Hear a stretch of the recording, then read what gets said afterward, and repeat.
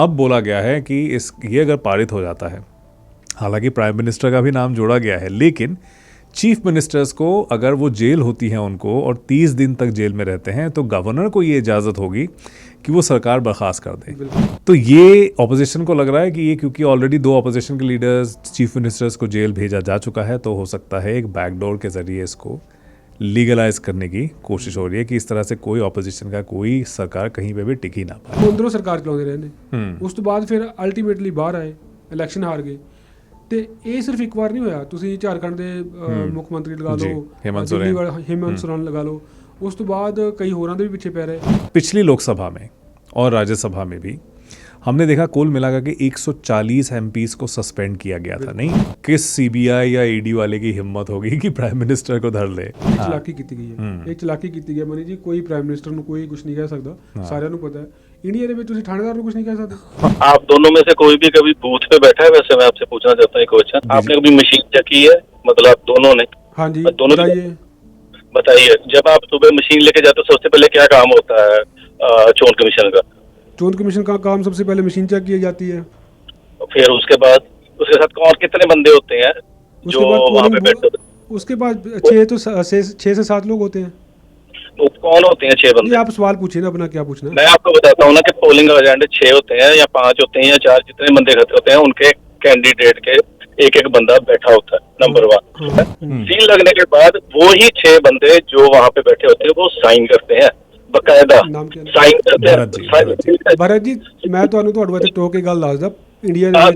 India ਦੇ ਵਿੱਚ ਬਹੁਤ ਵਾਰੀ ਰੌਲਾ ਪੈ ਚੁੱਕਿਆ ਕਿ ਮਸ਼ੀਨਾਂ VOTING ਮੇਰੀ ਗੱਲ ਸੁਣ ਲਓ ਪਹਿਲਾਂ ਮੇਰੀ ਗੱਲ ਸੁਣ ਲਓ। ਮੈਂ ਤਾਂ ਬੂਥ ਤੇ ਇੰਚਾਰਜ ਰਿਹਾ, ਮੇਰੇ ਕੋਲ ਪੁੱਛੋ ਨਾ, ਮੈਂ ਤੁਹਾਨੂੰ ਜਵਾਬ ਦੇਵਾਂਗਾ। ਚੋਣ ਕਮਿਸ਼ਨ ਦਾ ਵੀ ਜਵਾਬ ਦੇਵਾਂਗਾ। ਇੰਡੀਆ ਦੇ ਵਿੱਚ ਅੱਜ ਤੱਕ ਇਹਨੂੰ ਛੱਡ ਦਿਓ ਮੋਦੀ ਨੂੰ, ਇਸ ਤੋਂ ਪਹਿਲਾਂ ਜਿਹੜਾ ਵੀ ਚੋਣ ਕਮਿਸ਼ਨਰ ਬਣਿਆ ਉਹ ਕਿਹਨੇ ਚੁਣਿਆ? ਸਰਕਾਰੀ प्रधानमंत्री ने चुनिया, ओनली प्रधानमंत्री। सरकारी है, प्रधानमंत्री ਦੀ ਸਰਕਾਰ ਹੈ। ਇਹ ਗਲਤ ਸੀ, ਅਸੀਂ ਵੀ ਗਲਤ ਹੋਈ। ਇਹ ਕੋਈ ਜਸਟੀਫਿਕੇਸ਼ਨ ਥੋੜੀ ਹੁੰਦੀ ਹੈ।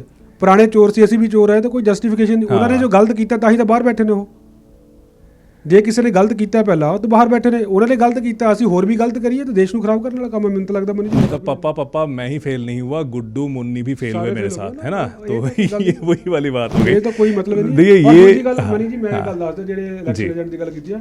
ਇੰਡੀਆ ਦੇ ਵਿੱਚ ਇੱਕ ਵਾਰ ਨਹੀਂ ਬਹੁਤ ਵਾਰ ਅਜਿਹਾ ਹੋਇਆ ਕਿ ਮਸ਼ੀਨਾਂ ਕਿਤੋਂ ਸੀਗੀਆਂ, ਕਿਤੋਂ ਫੜੀਆਂ ਗਈਆਂ। ਮਾਈਕ पे ਕਿਤੋਂ ਫੜੀਆਂ ਗਈਆਂ। ਇਹ ਬਹੁਤ ਵਾਰ ਹੋਇਆ। ਕਿਸੇ ਗੱਡੀਆਂ 'ਚੋਂ ਫੜੀਆਂ ਗਈਆਂ ਮਸ਼ੀਨਾਂ, ਇਲੈਕਟ੍ਰਿਕ ਵੋਟਿੰਗ मशीना। जी वेलकम बैक दोस्तों, मनी के शो में एक बार फिर से आप सबका स्वागत है। जैसे कि मैंने बताया था, इस सेगमेंट में हम बात करेंगे जगदीप सिंह जी के साथ, जो कि हमारे साथी मेज़बान है शेरे पंजाब के। आइए इनको खुशामदीद कहते हैं। सत श्री अकाल जी आनु जगदीप। ਮਨੀ ਜੀ, ਤੁਹਾਡਾ ਬਹੁਤ ਧੰਨਵਾਦ। ਤੇ ਸ਼ੇਰੇ ਪੰਜਾਬ ਰੇਡੀਓ 600 AM ਸੁਣਨ ਵਾਲੇ ਸਾਰੇ ਸਰੋਤਿਆਂ ਦਾ ਮੇਰੇ ਵੱਲੋਂ ਇੱਕ ਵਾਰ ਫਿਰ ਤੋਂ ਧੰਨਵਾਦ। दोपहर वाला धन्यवाद। हाँ जी अब ये जगदीप, जो आपने सुबह भी बात की थी चिल्ला साहब के साथ, और मैं भी इसके बारे में सोच रहा था क्योंकि आज शायद जो भी इंडिया से हैं, और आप और हम तो मीडिया में आए थे, इससे बड़ा न्यूज़ नहीं है बिल्कुल कि 138th अमेंडमेंट बिल पेश हुआ। अमित शाह गृह मंत्री भारत के, उन्होंने इसको पेश किया। उसके बाद जो विवाद हुआ, पार्लियामेंट में हंगामा हुआ, उसके बाद अब जॉइंट पार्लियामेंट्री कमेटी को भेज दिया गया है। जो कुछ लीगल एक्सपर्ट मानते हैं, जैसे गौतम भाटिया, किताब भी लिखी है उन्होंने, कॉन्स्टिट्यूशनल एक्सपर्ट माना जाता है, सुप्रीम कोर्ट के वकील है, वो कह रहे हैं कि देखिए सरकार के लिए आसान तो नहीं होगा इसको पारित करना, क्योंकि ऐसे बिल्स पास करने में 2/3 मेजॉरिटी चाहिए। लेकिन फिर वहाँ पे भी एक फाइन लाइन है, वो ये कि 2/3 मेजॉरिटी सारे मेंबर्स का नहीं, उस दिन जो पार्लियामेंट में मौजूद होंगे जब वोटिंग होगा उसमें 2/3 मेजॉरिटी चाहिए। इससे पहले हमने देखा जब पिछली लोकसभा में और राज्यसभा में भी हमने देखा कुल मिलाकर के 140 एमपीज को सस्पेंड किया गया था। नहीं, ऐसा कभी हुआ ही नहीं था। अब 140 को अगर आप हटा दीजिएगा तो फिर आपके लिए 2/3 मेजॉरिटी जोड़ना इतना मुश्किल तो नहीं होगा, ऑलरेडी आपके पास बहुमत अगर है तो। ये बिल कहा जा रहा है कि डेमोक्रेसी को और जो लीगल जूरिस्प्रूडेंस है उसको बिल्कुल पलट देता है। अब बोला गया है कि ये अगर पारित हो जाता है, हालांकि प्राइम मिनिस्टर का भी नाम जोड़ा गया है, लेकिन चीफ मिनिस्टर्स को अगर वो जेल होती है उनको और 30 दिन तक जेल में रहते हैं तो गवर्नर को ये इजाज़त होगी कि वो सरकार बर्खास्त कर दे। बिल्कुल। तो ये ऑपोजिशन को लग रहा है कि ये क्योंकि ऑलरेडी 2 ऑपोजिशन के लीडर्स चीफ मिनिस्टर्स को जेल भेजा जा चुका है, तो हो सकता है एक बैकडोर के ज़रिए इसको लीगलाइज करने की कोशिश हो रही है कि इस तरह से कोई ऑपोजिशन का कोई सरकार कहीं पे भी टिक ही ना पाए। आपको भी ऐसा ही लगता है? ਬਿਲਕੁਲ ਹੈ, ਬਿਲਕੁਲ ਤੁਹਾਡੀ ਗੱਲ ਸਹੀ ਹੈ ਮਨੀ ਜੀ। ਮੈਂ ਅੱਜ ਸਵੇਰੇ ਵੀ ਗੱਲ ਕਰ ਰਿਹਾ ਸੀ, ਮੇਰੇ ਨਾਲ ਪੰਜਾਬ ਤੇ ਹਰਿਆਣਾ ਹਾਈ ਕੋਰਟ ਦੇ ਸੀਨੀਅਰ ਲਾਇਰ ਵੀ ਜੁੜੇ ਸਨ, ਮਿਸਟਰ ਸੈਣੀ। 2/3 ਮੈਜੋਰਟੀ ਚਾਹੀਦੀ ਹੈ, ਬਿਲਕੁਲ ਸਹੀ ਹੈ। ਜਿਸ ਦਿਨ ਜਿੰਨੇ MP ਉੱਥੇ ਮੌਜੂਦ ਹੋਣਗੇ ਉਹਨਾਂ ਦੀ 2/3 ਚਾਹੀਦੀ ਹੈ, ਨਾਟ ਦੀ ਆਫ ਦੀ ਐਂਟਾਇਰ ਹਾਊਸ। ਹਾਂ। ਸੋ ਇਹ ਬਹੁਤ ਹੀ ਟ੍ਰਿਕੀ ਇੱਕ ਸਿਚੁਏਸ਼ਨ ਹੈ, ਪਰ ਮੈਨੂੰ ਫਿਰ ਵੀ ਕਿਤੇ ਨਾ ਕਿਤੇ ਲੱਗਦਾ ਇਹ ਬਿੱਲ ਪਾਸ ਨਹੀਂ ਹੋਏਗਾ, ਕਿਉਂਕਿ 2 ਜਿਹੜੇ NDA ਦੇ ਅਲਾਇੰਸ ਨੇ ਜਿਨ੍ਹਾਂ ਦੇ ਵਿੱਚੋਂ ਸਭ ਤੋਂ ਮੇਨ ਜਿਹੜੇ TDP ਹੈ। TDP ਤੇ ਤਾਂ ਆਪਣੇ ਤੇ ਕੇਸ ਹੋਏ ਨੇ ਕਿਉਂਕਿ ਚੰਦਰਬਾਬੂ ਨਾਇਡੂ ਤਾਂ ਖੁਦ ਹੀ ਪੀੜਤ ਹੈ ਇਸ ਚੀਜ਼ ਦੇ। ਬਾਕੀ ਜਿਹੜਾ 30 ਦਿਨ ਦਾ ਜਿਹੜਾ ਮਾਮਲਾ ਹੈ, ਬਿਲਕੁਲ ਤੁਹਾਡੀ ਗੱਲ ਸਹੀ ਹੈ। ਤੇ ਆਪਾਂ ਨੂੰ ਬੋਲਡਲੀ ਇਹ ਗੱਲ ਕਹਿਣੀ ਚਾਹੀਦੀ ਹੈ ਕਿ 30 ਦਿਨ ਦੇ ਵਿੱਚ ਕਿਸੇ ਦਾ ਬੰਦੇ ਦਾ ਕੋਈ ਜਿਹੜਾ ਫੜਿਆ ਗਿਆ ਜਿਹਦੇ PMLA ਲੱਗ ਗਿਆ, ਉਹ ਬਾਹਰ ਆ ਹੀ ਨਹੀਂ ਸਕਦਾ। It is impossible. ਉਹ ਮਤਲਬ ਤੁਸੀਂ, ਮੈਂ ਸਵੇਰੇ ਵੀ ਗੱਲ ਦੱਸੀ ਸੀ ਕਿ 30 ਦਿਨ ਤਾਂ ਮਤਲਬ ਤੁਹਾਨੂੰ ਇਹੀ ਨਹੀਂ ਪਤਾ ਲੱਗਦਾ, ਕਾਗਜ਼ ਪੱਤਰ ਜਿਹੜੇ ਹੁੰਦੇ ਆ ਆਪਾਂ ਉਹੀ ਪੂਰੇ ਕਰਦੇ ਲੱਗ ਜਾਂਦੇ ਆ। ਤੁਹਾਨੂੰ 30 ਦਿਨ ਤਾਂ ਵਕੀਲ ਨਹੀਂ ਮਿਲਦਾ ਪਹਿਲੇ 2 ਪੇਸ਼ੇ ਜਦੋਂ ਤੁਹਾਡੇ 30 ਦਿਨ ਲੱਗ ਜਾਂਦੇ ਮਹੀਨਾ। ਤੋ ਪਿੱਛੇ ਜਿਹੜਾ ਤੁਸੀਂ ਲਾ ਲਓ ਆਮ ਆਦਮੀ ਪਾਰਟੀ ਦੇ ਕਨਵੀਨਰ ਨੇ ਅਰਵਿੰਦ ਕੇਜਰੀਵਾਲ, ਉਹਨਾਂ ਦਾ ਬਾਕੀ ਟਰੈਕ ਰਿਕਾਰਡ ਕੀ ਉਹਨੂੰ ਛੱਡ ਦਿਓ, ਬਟ 6 ਮਹੀਨੇ ਜੇਲ੍ਹ 'ਚ ਲੱਗ ਗਏ ਤੇ ਉਹ ਅੰਦਰੋਂ ਸਰਕਾਰ ਚਲਾਉਂਦੇ ਰਹੇ ਨੇ। ਉਸ ਤੋਂ ਬਾਅਦ ਫਿਰ ਅਲਟੀਮੇਟਲੀ ਬਾਹਰ ਆਏ, ਇਲੈਕਸ਼ਨ ਹਾਰ ਗਏ। ਤੇ ਇਹ ਸਿਰਫ ਇੱਕ ਵਾਰ ਨਹੀਂ ਹੋਇਆ। ਤੁਸੀਂ ਝਾਰਖੰਡ ਦੇ ਮੁੱਖ ਮੰਤਰੀ ਲਗਾ ਲਓ, ਹਿਮੰਤ ਸੋਰੇਨ ਲਗਾ ਲਓ, ਉਸ ਤੋਂ ਬਾਅਦ ਕਈ ਹੋਰਾਂ ਦੇ ਵੀ ਪਿੱਛੇ ਪੈ ਰਹੇ। ਪਰ ਇੰਟਰਸਟਿੰਗ ਚੀਜ਼ ਇਹ ਹੈ ਕਿ ਮੈਂ ਅੱਜ ਸਵੇਰੇ ਵੀ ਗੱਲ ਕੀਤੀ ਸੀ, ਮੈਂ ਇੰਡੀਅਨ ਐਕਸਪ੍ਰੈਸ ਅਖਬਾਰ 'ਚ ਵੀ ਖਬਰ ਪੜ੍ਹੀ ਸੀ, ਦਾ ਹਿੰਦੂ ਨੇ ਵੀ ਬਾਅਦ 'ਚੋਂ ਕਵਰ ਕੀਤੀ ਆ ਉਹ, ਕਿ ਜੇ ਆਪਾਂ 2014 ਤੋਂ ਲੈ ਕੇ 2025 ਤੱਕ ਦੇ ED ਦੇ ਕੇਸਿਸ ਦੇਖੀਏ ਤਾਂ ਉਹਦੇ ਵਿੱਚੋਂ 90% से भी ज़्यादा ऑपोजिशन के खिलाफ ने। और इंटरेस्टिंग वो तो भी अगे गल है कि ਜਿਹੜੇ ਬੰਦੇ ਫਿਰ ਬਾਅਦ 'ਚੋਂ BJP ਜੁਆਇਨ ਕਰ ਗਏ ਉਹਨਾਂ ਦੇ ਸਾਰੇ ਕੇਸ ਚੁੱਪ ਹੋ ਗਏ। ਸੋ ਇਹ ਨਾਟ BJP ਕੋਈ ਵੀ ਸਰਕਾਰ ਹੋਵੇ, ਖੈਰ ਮੈਂ ਤਾਂ ਸਾਰਿਆਂ ਨੂੰ ਕਹਿਣਾ ਹੁੰਦਾ, ਬਟ ਗੱਲ ਹੈ ਕਿ ਹੁਣ ਓਬਵੀਅਸਲੀ ਸੈਂਟਰ ਆਫ ਜਿਹੜੀ ਸਟੇਟ ਸੈਂਟਰ ਦੇ ਉੱਤੇ BJP ਹੁਣ ਉੱਪਰ ਹੈ, ਗਵਰਨਮੈਂਟ ਦੇ ਵਿੱਚ ਨੇ। ਸੋ ਦੀ ਥਿੰਗ ਇਜ਼ ये बिल्कुल एक बहुत बड़ा जो मैं तो हमला मानता, मेरा अपना पर्सनल ओपिनियन है। नहीं, वो बिल्कुल साफ जाहिर हो रहा है, क्योंकि देखिए इसमें कुछ चीज़ें अगर हम जोड़ के देखें, कनेक्टेड चीज़ें, तो कुछ समझ में आता है।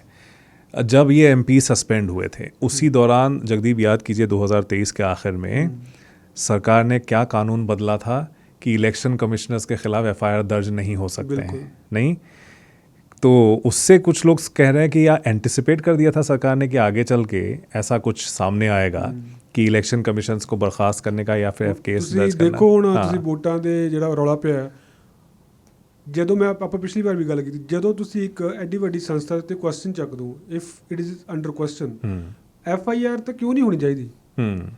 ਮਤਲਬ ਕੁਐਸਚਨ ਹੈ ਵੀ FIR ਕਿਉਂ ਨਹੀਂ ਹੋਣੀ ਚਾਹੀਦੀ, ਪਰ ਤੁਸੀਂ ਲੀਗਲੀ ਕਹਿੰਦਾ ਕਿ ਹੋ ਹੀ ਨਹੀਂ ਸਕਦਾ। ਹਾਂ, ਸੇਮ ਇਹਦੇ ਵਿੱਚ ਕਹਿ ਰਿਹਾ ਕਿ 30 ਦਿਨ ਹੋ ਗਏ ਜੀ। ਉਹ ਜਿਹੜੇ ਹੁਣ ਜਿਹੜੀਆਂ ਪਹਿਲੀਆਂ ਪੁਰਾਣੀਆਂ ਕੇਸਿਸ ਨੇ ਉਹਦੇ ਵਿੱਚ ਕੋਰਟ ਦੇ ਵਿੱਚ ਜਾ ਕੇ, ਸੁਪਰੀਮ ਕੋਰਟ ਦੇ ਵਿੱਚ ਹਲਫੀਆ ਬਿਆਨ ਦੇਣਾ ਸਰਕਾਰ ਨੇ। ਪਹਿਲਾਂ ਪਟੀਸ਼ਨ ਪਵਾਈ ਜਾਂਦੀ ਹੈ, ਜਿਵੇਂ ਇੱਕ ਫਰਜ਼ੀ ਬੰਦਾ ਖੜਾ ਕਰਕੇ, ਉਹ ਸੁਪਰੀਮ ਕੋਰਟ ਨੂੰ ਡਿਸਮਿਸ ਕਰ ਦੇਗੀ। ਉਹ ਕਹਿੰਦੇ ਦੇਖੋ ਜੀ ਹੁਣ ਤਾਂ ਸੁਪਰੀਮ ਕੋਰਟ ਨੇ ਡਿਸਮਿਸ ਕਰਤੀ। ਫਿਰ ਜਾ ਕੇ ਦੱਸਿਆ ਜਾਏਗਾ ਅੰਦਰ ਕਿ ਨਹੀਂ ਜੀ ਦੇਖੋ ਇਹ ਤਾਂ ਸਾਡਾ ਲਾਅ ਕਹਿੰਦਾ ਕਿ ਅਸੀਂ 30 ਦਿਨ ਤੋਂ ਬਾਅਦ ਇਹਨਾਂ ਨੂੰ ਆਟੋਮੈਟਿਕਲੀ ਰਿਜ਼ਾਈਨ ਕਰਨਾ ਪੈਣਾ। ਪ੍ਰਾਈਮ ਮਿਨਿਸਟਰ, ਤੁਸੀਂ ਦੱਸਿਆ ਪ੍ਰਾਈਮ ਮਿਨਿਸਟਰ ਦਾ ਨਾਮ ਜੋੜਦਾ, ਮੈਂ 1947 ਤੋਂ ਲੈ ਕੇ 2025 ਤੱਕ ਕਿੰਨੇ ਪ੍ਰਾਈਮ ਮਿਨਿਸਟਰ ਸੀ ਜਿਨ੍ਹਾਂ ਤੇ ਪਰਚੇ ਹੋਏ ਨੇ, ਤੇ ਕਿੰਨੇ ਪ੍ਰਾਈਮ ਮਿਨਿਸਟਰ ਨੇ ਜਿਨ੍ਹਾਂ ਨੂੰ ਧੱਕੇ ਨਾਲ ਫੜ ਕੇ ਅਰੈਸਟ ਕਰਕੇ ਅੰਦਰ ਸੁੱਟਿਆ ਗਿਆ? ਮੈਨੂੰ ਇੱਕ ਵੀ ਦੱਸ ਦਿਓ। CM ਤਾਂ ਬਹੁਤ ਨੇ, ਸਰਕਾਰਾਂ ਬਹੁਤ ਸੁੱਟੀਆਂ ਗਈਆਂ, बट PM तो कोई भी नहीं है। PM तो कोई नहीं। और मतलब आप देखिए कि किस CBI या ED वाले की हिम्मत होगी कि प्राइम मिनिस्टर को धर ले। मतलब ਤੁਸੀਂ ਦੇਖੋ, ਤੁਸੀਂ ਕੋਈ ਵੀ ਪ੍ਰਾਈਮ ਮਿਨਿਸਟਰ ਹੋਵੇ, ਚਾਹੇ ਤੁਸੀਂ ਹੋਵੋ, ਮੈਂ ਕਹਿੰਦਾ ਤੁਸੀਂ ਕਿ ED ਕੀ CBI ਦੀ ਜਾਂ ਕਿਸੇ ਹੋਰ ਏਜੰਸੀ ਦੀ ਹਿੰਮਤ ਹੈ ਕਿ ਤੁਹਾਡੇ ਵੱਲ ਦੇਖਣ ਦੀ? ਤੁਸੀਂ ਦੇਖ ਨਹੀਂ ਸਕਦੇ, ਕਿਉਂਕਿ ਇੰਡੀਅਨ ਪ੍ਰਾਈਮ ਮਿਨਿਸਟਰ ਤੇ ਜਿਹੜਾ ਕੈਨੇਡੀਅਨ ਪ੍ਰਾਈਮ ਮਿਨਿਸਟਰ ਦੀ ਮੈਂ ਮੰਨਦਾ ਪਾਵਰਾਂ 'ਚ ਬਹੁਤ ਡਿਫਰੈਂਸ ਹੈ। ਇੰਡੀਅਨ ਪ੍ਰਾਈਮ ਮਿਨਿਸਟਰ ਤਾਂ ਆਲ ਇਨ ਆਲ ਹੈ, ਮਤਲਬ he is the head of everything.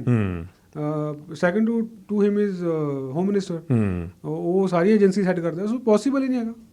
यही बात जो कह रहे हैं और विपक्ष की तरफ से भी कहा गया है, मैं TV पे देख भी रहा था जो, और सोशल मीडिया पे भी लोगों ने लिखा है कि प्राइम मिनिस्टर का नाम इसलिए जोड़ा गया है कि जब विपक्ष सवाल करेगा कि हमारे लोगों पे हमला होगा तो फिर वो पलट के रूलिंग पार्टी के पास वो चांस बचता है कि देखिए हमने तो प्राइम मिनिस्टर को भी डाल दिया है। ਇਹ ਚਲਾਕੀ ਕੀਤੀ ਗਈ ਹੈ, ਇਹ ਚਲਾਕੀ ਕੀਤੀ ਗਈ ਮਨੀ ਜੀ। ਕੋਈ ਪ੍ਰਾਈਮ ਮਿਨਿਸਟਰ ਨੂੰ ਕੋਈ ਕੁਝ ਨਹੀਂ ਕਹਿ ਸਕਦਾ, ਸਾਰਿਆਂ ਨੂੰ ਪਤਾ ਹੈ। ਇੰਡੀਆ ਦੇ ਵਿੱਚ ਤੁਸੀਂ ਥਾਣੇਦਾਰ ਨੂੰ ਕੁਝ ਨਹੀਂ ਕਹਿ ਸਕਦੇ। मतलब कॉर्पोरेटर म्यूनिसिपैलिटी के आप नहीं बोल सकते। ਤੁਸੀਂ ਕੋਈ ASI ਹੋਵੇ, ASI is a very small rank in police hierarchy. Head constable ਦੇ ਉੱਪਰ ਥਾਣੇਦਾਰ ਹੁੰਦਾ, ਇੱਕ ਸਟਾਰ ਹੁੰਦਾ, ਤੁਸੀਂ ਉਹਨੂੰ ਕੁਝ ਨਹੀਂ ਕਹਿ ਸਕਦੇ। ਉਹ ਉਹਨਾਂ ਦੀ ਕਨਵਿਕਸ਼ਨ ਤੇ ਦੇਖ ਲਓ ਕੀ ਹੈ। ਜਿਹੜੇ ਤੁਸੀਂ ਪੈਸੇ ਲੈਂਦੇ ਥਾਣੇਦਾਰ ਫੜੇ ਗਏ ਨੇ, ਕਨਵਿਕਸ਼ਨ ਰੇਟ ਕਰਕੇ ਇੰਡੀਆ 'ਚ ਕਿੰਨੀ ਕੁ ਹੋਊਗੀ ਹੁੰਦੀ? 5-10% ਹੋਣੀ, ਹੋਰ ਕੀ। ਉਹ ਕਿਤੇ ਨਾ ਕਿਤੇ ਉਹ ਗਵਾਹਾਂ ਨੂੰ ਨਹੀਂ ਭੁਗਤਣ ਦਿੰਦੇ। ਪ੍ਰਾਈਮ ਮਿਨਿਸਟਰ ਗੈਂਗਸਟਰਾਂ ਦਾ ਹਾਲ ਦੇਖ ਲਓ, ਕਿੰਨੇ ਗੈਂਗਸਟਰਾਂ ਨੂੰ ਸਜ਼ਾ ਹੋਈ ਹੈ ਇੰਡੀਆ ਦੇ ਵਿੱਚ।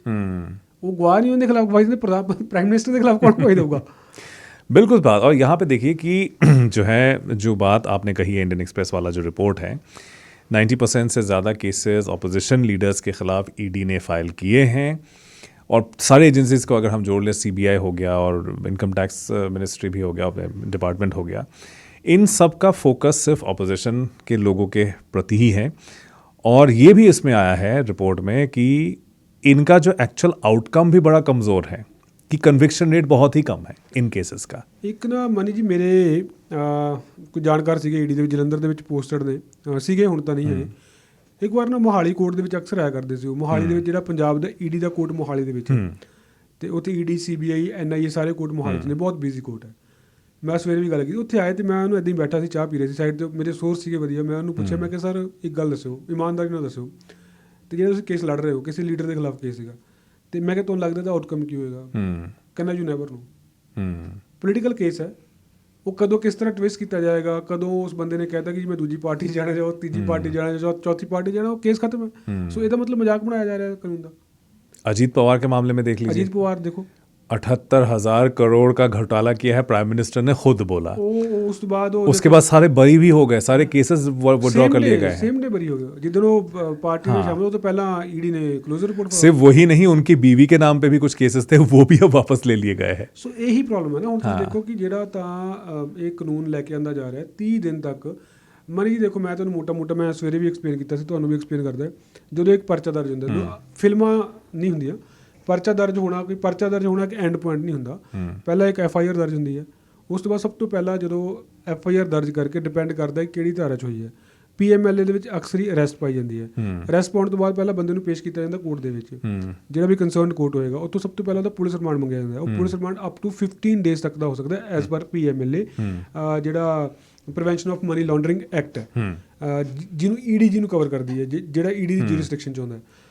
15 ਦਿਨ ਦਾ ਤਾਂ ਹੋ ਗਿਆ। ਉਸ ਤੋਂ ਬਾਅਦ ਪਹਿਲਾਂ ਫਿਰ 15 ਦਿਨ ਜਦੋਂ ਪੁਲਿਸ ਰਿਮਾਂਡ ਖਤਮ ਹੋ ਗਿਆ, ਫਿਰ ਪਹਿਲਾ ਜੁਡੀਸ਼ੀਅਲ ਰਿਮਾਂਡ ਹੁੰਦਾ, ਜਿਹੜਾ ਕਿ 15 ਦਿਨ ਦਾ। 15 ਦਿਨ ਤੁਸੀਂ ਜੇਲ੍ਹ ਦੇ ਵਿੱਚ ਰਹਿੰਦੇ ਹੋ।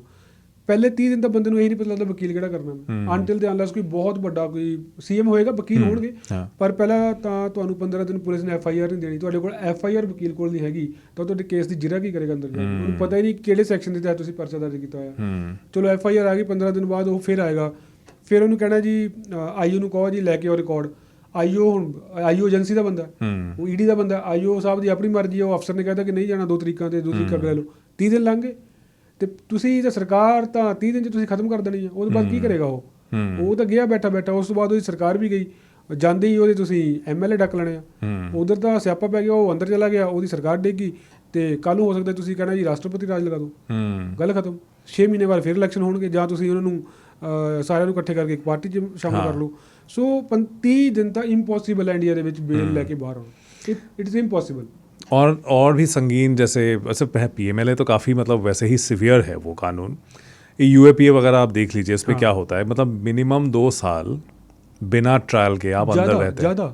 वो तो मतलब कानून में लिखा हुआ है कि मिनिमम 2 साल, लेकिन लोग 5-5, 6-6 सालों तक बंद है। जैसे आप वो भीमा कोरेगांव वाले एपिसोड में देख लीजिए, उमर खालिद हो गया, ये बाकी और भी उनके जो साथी थे, वो सारे लोग अभी भी बैठे हुए हैं, कोई बेल नहीं, कुछ नहीं। असल में ਮੈਨੂੰ ਲੱਗਦਾ ਜਿਹੜੇ UP ਜਿਹੜੇ ਸਪੈਸ਼ਲ ਲਾਜ਼ ਨੇ, UAPA ਹੋ ਗਿਆ, ED ਦਾ ਹੋ ਗਿਆ। ਮੈਂ ਤੁਹਾਨੂੰ ਪਿਛਲੀ ਵਾਰ, ਮੈਂ ਅੱਜ ਵੀ ਸਵੇਰੇ ਮਜ਼ਾਕ ਕਰ ਰਿਹਾ ਸੀ ਆਪਣੇ ਸ਼ੋਅ ਦੇ ਵਿੱਚ ਕਿ ਗੱਬਰ ਸਿੰਘ ਵਾਲਾ ਬਣਾਇਆ ਹੈ। सो जा नहीं तो गब्बर आ जाएगा, सो जा नहीं तो ED आ जाएगा, आ जाओ हमारे पास नहीं तो ED आ जाएगा। ਸੋ ED ਦਾ ਮਿਸਯੂਜ਼ ਦੇਖੋ, ਕੋਈ ਵੀ, ਮੈਂ ਹਮੇਸ਼ਾ ਮੈਂ ਕਿਸੇ ਸਰਕਾਰ ਨੂੰ ਕਲੀਨ ਚਿੱਟ ਨਹੀਂ ਆਪਾਂ ਦੇ ਸਕਦੇ, ਸਾਰਿਆਂ ਨੇ ਕੀਤਾ, ਇਹ ਵੀ ਕਰ ਰਹੇ ਨੇ। ਦਿਖ ਜ਼ਿਆਦਾ ਰਿਹਾ ਹੁਣ, ਇਹ ਬਿਲਕੁਲ ਹੀ ਸ਼ਰੇਆਮ ਹੋ ਗਿਆ। ਇਹ ਤਾਂ ਬਿਲਕੁਲ ਕਹਿ ਰਿਹਾ ਕਿ ਅਸੀਂ ਤਾਂ ਕਰਨਾ ਜੀ, ਕੀ ਕਰੋਗੇ ਤੁਸੀਂ? ਸੋ ਇਹ ਹੈਗਾ, ਇਹ ਬਹੁਤ ਹੀ ਵੱਡਾ ਜਿਹੜਾ ਮੈਂ ਤਾਂ ਮੰਨਦਾ ਕਿ ਇੰਡੀਅਨ ਜਿਹੜੇ ਲੋਕ ਨੇ, ਜਿਹੜੇ ਕਿ ਲੱਖ ਬੁਰਾਈਆਂ ਉਸ ਕੰਟਰੀ 'ਚ ਹੋਣਗੀਆਂ, ਬਟ ਕਿਤੇ ਨਾ ਕਿਤੇ ਅੱਜ ਵੀ ਸਾਨੂੰ ਕਿਤੇ ਨਾ ਕਿਤੇ ਉਮੀਦ ਹੁੰਦੀ ਸੀ ਕਿ ਨਹੀਂ, ਅਸੀਂ ਇੱਕ ਡੈਮੋਕ੍ਰੈਟਿਕ ਸੈਟਅਪ ਹੈ। ਪਾਕਿਸਤਾਨ ਦਾ ਦੇਖੋ ਨਾਲ ਹਾਲ ਕੀ ਹੋਇਆ ਪਿਆ, ਮਿਲਟਰੀ ਰੂਲ ਰਿਹਾ। ਚਾਈਨਾ ਦੇ ਵੀ ਦੇਖੋ ਡਿਕਟੇਟਰਸ਼ਿਪ ਹੈ, ਬੰਗਲਾਦੇਸ਼ ਦੇ ਵੀ ਦੇਖੋ ਕੀ ਹਾਲ ਹੋਇਆ, ਬਰਮਾ ਚਲੇ ਜਾਓ, ਸਾਰੇ ਪਾਸੇ ਉਸ ਖਿੱਤੇ 'ਚ ਇੰਡੀਆ ਹੈਗਾ, ਜਿੱਥੇ ਅੱਜ ਵੀ ਵੋਟਾਂ ਪੈਂਦੀਆਂ ਰਹੀਆਂ ਜੋ ਮਰਜ਼ੀ ਹੈ। ਉੱਥੇ ਕਦੇ ਮਿਲਟਰੀ ਦਾ ਰੂਲ ਨਹੀਂ ਆਇਆ, ਉੱਥੇ ਕਦੇ ਇਹ ਨਹੀਂ ਹੋਇਆ ਕਿ ਜੀ ਪ੍ਰਾਈਮ ਮਿਨਿਸਟਰ ਜੋ ਵੀ ਹੈਗਾ, ਚਲੋ ਜੀ, ਮਤਲਬ ਅਨਾਰਕੀ ਨਹੀਂ ਫੈਲੀ ਹਜੇ ਤੱਕ। ਵਿੱਚੋਂ ਕੁਝ ਟਾਈਮ ਕੱਢ ਦਿਓ, ਐਮਰਜੈਂਸੀ ਦਾ ਟਾਈਮ ਕੱਢ ਦਿਓ ਜਾਂ ਹੋਰ ਅਨਾਰਕੀ ਉਵੇਂ ਨਹੀਂ ਫੈਲੀ ਕਿ ਪ੍ਰਾਈਮ ਮਿਨਿਸਟਰ ਨਹੀਂ ਹੈਗਾ, ਮਿਲਟਰੀ ਰੂਲ ਨਹੀਂ ਹੋਇਆ ਅਜੇ ਤੱਕ। ਤੇ ਬਟ ਉਹਦੇ ਬਾਵਜੂਦ ਫਿਰ ਤੁਸੀਂ ਤਾਂ ਹੁਣ ਕਹਿਣ ਦਾ ਮਤਲਬ ਵੀ ਹੁਣ 75 ਸਾਲ ਵਾਲਾ ਵੀ ਆਉਣ ਲੱਗੇ ਮਸਲਾ। ਮੈਨੂੰ ਤਾਂ लगता है डाइवर्जन ही होनी सारी ये। डाइवर्जन का पॉइंट बहुत अहम है, क्योंकि बिहार में जो स्पेशल इंटेंसिव रिवीजन चल रहा है उसको अपोजिशन ने, खास करके कांग्रेस पार्टी ने और राहुल गांधी साहब ने बहुत बड़ा एक नेशनल मुद्दा बना दिया। बिहार से अब आगे जा चुकी है बात। और जितने जर्नलिस्टों को मैं जानता हूँ, जो मैं बात कर रहा था, कुछ तो फील्ड से भी रिपोर्ट कर रहे हैं बिहार में, वो कह रहे हैं कि भाई साहब इस बार ये बात जो है ਪਬਲਿਕ के ਦਿਮਾਗ में बैठ गई है कि ਵੋਟ ਚੋਰੀ हुई है। ਤੁਹਾਡੇ ਮੈਂ ਆਪਾਂ ਪਹਿਲਾਂ ਗੱਲ ਕਰ ਰਹੇ ਸੀ ਸ਼ੋਅ ਤੋਂ, ਮੇਰੇ ਵੀ ਇੱਥੇ ਇੱਕ ਬਹੁਤ ਸੀਨੀਅਰ ਮੇਰੇ ਪਹਿਲੇ ਐਡੀਟਰ ਸੀਗੇ ਬ੍ਰਜਮੋਹਨ ਸਿੰਘ, ਉਹ ਉੱਥੇ ਮੈਂ ਅਕਸਰ ਉਹਨਾਂ ਨਾਲ ਗੱਲ ਕਰਦਾ ਹਾਂ। ਹਾਲਾਂਕਿ ਉਹਨਾਂ ਨੇ ਮੈਨੂੰ ਸਿੱਧੀ ਹਜੇ ਮੇਰੇ ਨਾਲ ਕਾਫੀ ਦਿਨ ਤੋਂ ਗੱਲ ਹੀ, ਇੱਕ ਵਾਰ ਮੈਂ ਉਹਨਾਂ ਨਾਲ ਗੱਲ ਕਰ ਰਿਹਾ ਸੀ ਪਿੱਛੇ ਇਲੈਕਸ਼ਨ ਬਾਰੇ ਵੈਸੇ ਗੱਲ ਕਰ ਰਹੇ ਸੀਗੇ, ਤਾਂ ਉਹਨਾਂ ਨੇ ਮੈਨੂੰ ਬੜੀ ਵਧੀਆ ਗੱਲ ਦੱਸੀ ਕਿ ਹਾਂ ਹਮ ਦੇਖ ਰਹੇ, ਕਵਰ ਕਰ ਰਹੇ। ਫਿਰ ਮੈਂ ਹੋਰ ਬੰਦਿਆਂ ਨਾਲ ਗੱਲ ਕੀਤੀ, ਹੋਰ ਕਈ ਮੇਰੇ ਜਿਹੜੇ ਦੋਸਤ ਨੇ ਸਾਡੇ ਨਾਲ ਪਹਿਲਾਂ ਚੰਡੀਗੜ੍ਹ ਕੰਮ ਕਰਦੇ ਨੇ, ਅੱਜ ਕੱਲ੍ਹ ਬਿਹਾਰ 'ਚ ਕੰਮ ਕਰ ਰਹੇ ਨੇ, ਅੱਜ ਕੱਲ੍ਹ ਫੀਲਡ ਦੇ ਵਿੱਚ ਨੇ, ਯੰਗ ਰਿਪੋਰਟਰ ਨੇ ਕਈ ਤਾਂ, ਉਹ ਮੈਨੂੰ ਦੱਸਦੇ ਹੁੰਦੇ ਕਿ ਆਪਾਂ ਕਰ ਰਹੇ ਕਵਰ, ਬਟ ਇਸ ਵਾਰ ਮਾਹੌਲ ਬਾਕੀ ਬਦਲਿਆ। ਰਿਜ਼ਲਟ ਕੀ ਆਏਗਾ ਸਾਨੂੰ ਨਹੀਂ ਪਤਾ, ਬਟ ਲੋਕਾਂ ਦੇ ਦਿਮਾਗ 'ਚ ਇਹ ਗੱਲ ਆ ਗਈ ਹੈ ਕਿ ਬਾਕੀ ਸਾਡੀਆਂ ਵੋਟਾਂ ਤਾਂ ਬਾਕੀ ਚੋਰੀ ਹੋ ਰਹੀ ਹੈ। ਕਿਉਂਕਿ ਦੇਖੋ ਹੋ ਰਹੀਆਂ ਕਿ ਨਹੀਂ ਹੋ ਰਹੀਆਂ ਇਹ ਤਾਂ ਹੁਣ ਬਾਅਦ ਇਨਵੈਸਟੀਗੇਸ਼ਨ ਦਾ ਪਤਾ, ਆਪਾਂ ਨੂੰ ਨਹੀਂ ਪਤਾ ਕੀ ਹੈ, ਬਟ ਜੋ ਐਲੀਗੇਸ਼ਨ ਲੱਗੇ ਨੇ ਉਹਨਾਂ ਦੇ ਦਿਮਾਗ 'ਚ ਜ਼ਰੂਰ ਆ ਗਈ ਗੱਲ ਕਿ ਅੱਛਾ ਇੱਦਾਂ ਹੋ ਰਿਹਾ ਹੈ। ਸ਼ੱਕ ਸੀਗਾ ਉਹਨੂੰ, ਹੁਣ ਲੱਗਦਾ ਕਿ ਸੱਚੀ ਹੋ ਰਿਹਾ। ਤੇ ਇਹ ਗੱਲ ਉਹ ਜਿਹੜੀ ਮੈਨੂੰ ਲੱਗਦਾ ਜਿਹੜਾ ਇਹ ਇੱਕ ਮੁੱਦਾ ਚੱਕਿਆ ਗਿਆ। ਪ੍ਰਸ਼ਾਂਤ ਕਿਸ਼ੋਰ ਦੇਖੋ, ਜਨ ਸਵਰਾਜ ਦੇ, ਉਹਨਾਂ ਨੇ ਇੱਕ ਬਿਆਨ ਸੁਣਿਆ ਮੈਂ, ਉਹ ਕਹਿੰਦੇ ਜੀ ਮੈਂ ਰਾਹੁਲ ਗਾਂਧੀ ਦਾ ਹਮੇਸ਼ਾ ਵਿਰੋਧ ਕਰਦਾ ਰਿਹਾ, ਪਰ ਇਸ ਮਾਮਲੇ 'ਤੇ ਮੈਂ ਉਹਨਾਂ ਦਾ ਸਮਰਥਨ ਕਰਦਾ। ਸੋ ਇਹਦਾ ਮਤਲਬ ਉਹ ਪੋਲੀਟੀਕਲ ਸਟ੍ਰੈਟਜਿਸਟ ਹੈ, ਨੋ ਡਾਊਟ। ਉਹਨੇ ਬੜੇ ਇਲੈਕਸ਼ਨ ਲੜਾਏ ਨੇ, ਉਹਨੂੰ ਪੋਲੀਟਿਕਸ ਦਾ ਪਤਾ ਹੈ ਨਾ ਐਟਲੀਸਟ ਇੰਡੀਆ ਦਾ। ਸੋ ਉਹ ਜੇ ਗੱਲ ਕਹਿ ਰਿਹਾ ਤਾਂ ਕਿਤੇ ਨਾ ਕਿਤੇ ਤਾਂ ਫਿਰ ਉਹ वेटेज होएगी ना। हाँ, वो प्रशांत किशोर का मैंने वो बयान देखा, इनफैक्ट अलग अलग चैनल्स पे जाकर पे भी वो बात कह रहा है कि यहाँ पर प्रोसेस पे सीरियस डाउट पैदा होता है। इसमें अब जो वीकेंड पे इलेक्शन कमीशन का प्रेस कॉन्फ्रेंस हुआ, मैंने अपने शो पे इस पे बात नहीं हुई कि आपने उस पर ऑलरेडी मॉर्निंग में बात कर ली थी। इलेक्शन कमीशन के प्रेस कॉन्फ्रेंस से इतनी ज़्यादा मायूसी मुझे कभी हुई नहीं। अब जो प्रीवियस इलेक्शन कमिश्नर साहब थे राजीव कुमार, वो तो शेर व शायरी में ही मतलब अपनी बात करते थे। ज्ञानेश कुमार साहब शेर व शायरी भी नहीं कर पा रहे हैं, लेकिन जो तलखी, जो अंदाज़े बयां मैंने देखा कि एक जैसे एक रूलिंग पार्टी का एक स्पोक्स पर्सन बोल रहा है, इस तरह से मुझे भी फील हुआ जब मैंने वो देखा। मीडिया की तरफ से बहुत अच्छे सवाल पूछे गए थे, लेकिन उन सवालों के जवाब घुमा फिरा कर दिए गए। जो एक अहम मुद्दा है जगदीप, और ये पहले भी मैंने आपके साथ जब बात की थी पिछले हफ्ते, तो इसके बारे में मैंने जिक्र किया था कि हरियाणा में इलेक्शन के नतायज को लेकर के जो डाउट था, महमूद प्राचा साहब ने एक पिटिशन दायर की थी। Punjab and Haryana high court ने बोला था सरकार को कि सीसीटीवी फुटेज दिखा दीजिए इनको, तब कानून बदल के उसको ओपेक कर दिया गया कि सीसीटीवी फुटेज देंगे नहीं, कानून को बदला। ਜਿਹੜੀ ਸੀਕ੍ਰੇਸੀ ਦਾ ਕੁਝ ਕਲੌਜ਼ ਪਾ ਦਿੱਤਾ ਕਿ ਸੀਕ੍ਰੇਸੀ लीक ਹੁੰਦੀ है। हाँ, उसके बाद जो राजीव कुमार, सॉरी, जो ज्ञानेश कुमार साहब ने बोला कि सीसीटीवी फुटेज क्यों नहीं दे रहे हैं, तो बोले कि हमारी माताएं, बहनें और बेटियों का फुटेज हम दे देंगे ऐसे। आपको बाथरूम का कोई सीन तो नहीं मांगा जा रहा है, लोग वोट कर रहे हैं। वही कह रहे हैं। इलेक्शन कमीशन के अपने वेबसाइट में तो फोटोज भरे पड़े हैं जो महिलाएं जाकर के वोट दे रही हैं। ਅਸੀਂ ਫੋਟੋ ਅਸੀਂ ਜਦੋਂ ਕਵਰ ਕਰਦੇ ਆ ਇਲੈਕਸ਼ਨ ਮੈਂ 8-9 ਇਲੈਕਸ਼ਨ ਕਵਰ ਕਰਕੇ ਆਏ ਇੰਡੀਆ ਦੇ, ਉਹਦੇ ਵਿੱਚ ਲੋਕ ਸਭਾ ਤੇ ਜਿਹੜੇ ਤੁਹਾਡੇ ਪ੍ਰੋਵਿੰਸ਼ੀਅਲ ਸਟੇਟ ਦੇ ਇਲੈਕਸ਼ਨ ਹੁੰਦੇ ਆ, ਪੰਚਾਇਤਾਂ ਦੇ ਇਲੈਕਸ਼ਨ, ਤੁਹਾਡਾ ਪ੍ਰੈਸ ਦਾ ਯੈਲੋ ਕਲਰ ਦਾ ਕਾਰਡ ਬਣਦਾ, ਯੈਲੋ ਤੇ ਗ੍ਰੀਨ ਕਲਰ ਦਾ ਕਾਰਡ ਹੁੰਦਾ। ਤੁਹਾਡੇ ਕੋਲ ਐਕਸੈਸ ਹੁੰਦੀ ਹੈ, ਤੁਸੀਂ ਅੰਦਰ ਜਾ ਕੇ ਫੋਟੋ ਕਰ ਸਕਦੇ ਹੋ। ਇੱਕ ਏਰੀਆ ਹੁੰਦਾ ਰਿਸਟ੍ਰਿਕਟਡ, ਜਿੱਥੇ ਮਤਲਬ ਤੁਸੀਂ ਉੱਥੇ ਨਹੀਂ ਜਾ ਸਕਦੇ ਜਿੱਥੇ ਵੋਟ ਪੈਂਦੀ ਹੈ, ਬਟ ਜਿਵੇਂ ਤੁਸੀਂ ਬੈਠੇ ਹੋ ਮੇਰੇ ਸਾਹਮਣੇ ਐਦਾਂ ਤੁਸੀਂ ਖੜੇ ਹੋ, ਆਪਣੀ ਵੋਟ ਪਾ ਰਹੇ ਹੋ, ਉੱਪਰੋਂ ਢੱਕਿਆ ਹੁੰਦਾ, ਤੁਸੀਂ ਪਿੱਛੇ ਖੜ ਕੇ ਫੋਟੋ ਕਰ ਸਕਦੇ ਹੋ। ਤੁਹਾਡੀ ਵੋਟ ਨਹੀਂ ਦਿਖੇਗੀ ਉੱਥੋਂ, ਬਟ ਤੁਹਾਡਾ ਚਿਹਰਾ ਦਿਖਦਾ ਉੱਥੋਂ, ਕਿਉਂਕਿ ਅੱਧੇ ਉੱਥੇ ਤੱਕ ਹੁੰਦਾ ਤੁਹਾਡੇ ਤੱਕ, ਤੁਸੀਂ ਫੋਟੋ ਕਰ ਸਕਦੇ ਹੋ। ਜੇ ਮੈਂ ਇੱਕ ਜਰਨਲਿਸਟ ਜਾ ਕੇ ਫੋਟੋ ਕਰ ਸਕਦਾ, ਮੈਨੂੰ ਅਲਾਓ ਕੀਤਾ ਗਿਆ ਇਲੈਕਸ਼ਨ ਕਮਿਸ਼ਨ ਵੱਲੋਂ, ਤੇ ਤੁਸੀਂ ਫੁਟੇਜ ਦੇਣ ਦੇ ਵਿੱਚ ਮੈਨੂੰ ਉਹਨਾਂ ਦੇ ਇੱਕ ਵੋਟ ਥੋੜੀ ਦੇਖ ਰਹੀ ਕਿਹਨੂੰ ਪਾ ਰਹੇ ਹੋ, ਉਹ ਤਾਂ ਸਿਰਫ ਇਹ ਦਿਖਾ ਰਿਹਾ ਕਿ ਫਲਾਣਾ ਫਲਾਣਾ ਬੰਦਾ ਆ ਰਿਹਾ, ਲੋਕ ਆਏ ਹੈ ਕਿ ਨਹੀਂ। ਹਾਂ, ਔਰ ਤੁਸੀਂ ਲਾਈਨ ਦੀ ਦੇ ਦਿਓ, ਉਹ ਜਿਹੜਾ ਅੰਦਰ ਜਾ ਕੇ ਉਹ ਆਪਣੇ ਉਂਗਲੀ ਤੇ ਜਾ ਕੇ ਇੰਕ ਲਗਵਾਉਂਦਾ, ਉਹਦੀ ਦੇ ਦਿਓ, ਉੱਥੋਂ ਹੀ ਪਤਾ ਲੱਗ ਜਾਣਾ ਕੌਣ ਕੌਣ ਗਿਆ। ਸੋ ਨਹੀਂ ਦੇ ਰਹੇ ਹੋ, ਨਹੀਂ ਦੇ ਰਹੇ। ਇਹ ਅੱਛਾ, ਤੁਸੀਂ ਇੱਕ ਹੋਰ ਮੈਂ ਤੁਹਾਨੂੰ ਮਨੀ ਜੀ ਬੜੀ ਇੰਟਰਸਟਿੰਗ ਗੱਲ ਦੱਸਦਾ। ਮੈਨੂੰ ਸ਼ਾਇਦ ਰਿਜ਼ਲਟ ਜਿੱਦਣ ਆਇਆ ਇੰਡੀਆ ਦਾ, ਤੁਸੀਂ ਸ਼ਾਇਦ ਕਵਰ ਕੀਤਾ ਹੋਊਗਾ ਪੱਕਾ, ਉਹ ਇੱਥੇ ਸੀਗੇ ਤੁਸੀਂ ਵੀ ਉਹ ਵੈਬਸਾਈਟ ਤੇ ਜ਼ਰੂਰ ਗਏ ਹੋਣੇ। ਮੈਂ ਪੰਜਾਬ ਦਾ ਇਲੈਕਸ਼ਨ ਕਿਉਂਕਿ ਮੈਂ ਕਵਰ ਕਰ ਰਿਹਾ ਸੀਗਾ, ਸਾਰੀ ਵੈਬਸਾਈਟ EC ਦੀ ਵੈਬਸਾਈਟ ਚੱਲ ਰਹੀ ਸੀਗੀ। ਪਹਿਲਾ ਵੈਬਸਾਈਟ ਚੱਲੀ ਸ਼ੁਰੂ ਹੋਈ, ਪਹਿਲਾਂ ਸਾਰੇ ਜਿਵੇਂ ਸੀਗੇ ਕਿ ਨਹੀਂ ਪਤਾ ਹੀ ਸੀ 1 ਸਾਈਡਡ 400 ਪਾਰ 300 ਪਾਰ ਜੋ ਵਾਟ ਐਵਰ। ਉਸ ਤੋਂ ਬਾਅਦ ਕੀ ਹੁੰਦਾ ਹੈ, 400 300 ਦਾ ਹੋ ਗਿਆ, ਅਤੇ ਬਿਲਕੁਲ ਨੈਕ ਟੂ ਨੈਕ ਹੋ ਗਿਆ।